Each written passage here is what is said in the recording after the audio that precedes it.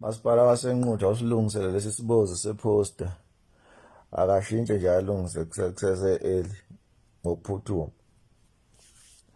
Sokuyithi waleni webalandela ukuthi nibonise ukuthi uMgqumeni animlandela ngokweqiniso. Ngokwazi kwami uMgqumeni wayelandela abantu abanomqondo abafana noqhosha. Sikhombiseni ukuthi ke iqiniso niyakwazi ukunimela. Angikholwa ukuthi ningalibhada kulo mcimbi mangabe kungashintshiwe le poster. Ibekwe ngendlela yakhona. Angikhaleli ukuthi akufakwe mina ngusimomoza. Kodwa bakhona abantu engicabanga ukuthi nina njengabalandeli niyazi ukuthi kufanele ngabe bakhona kule post. Angizukubala ukuthi obani nobani, nazi kahle nina.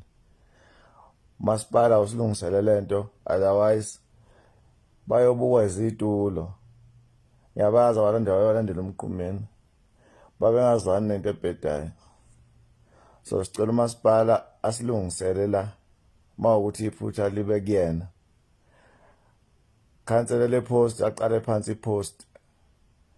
Mawukuthi awunalwazi ukuthi kufanele kufakwe obani, befonele umndeni waMgqumeni noma bexhumane nabantu ababesondelene kakhulu noMgqumeni ukuze kuzokwazeka ukuthi yiphi indlela okufanele benze ngayo ipost.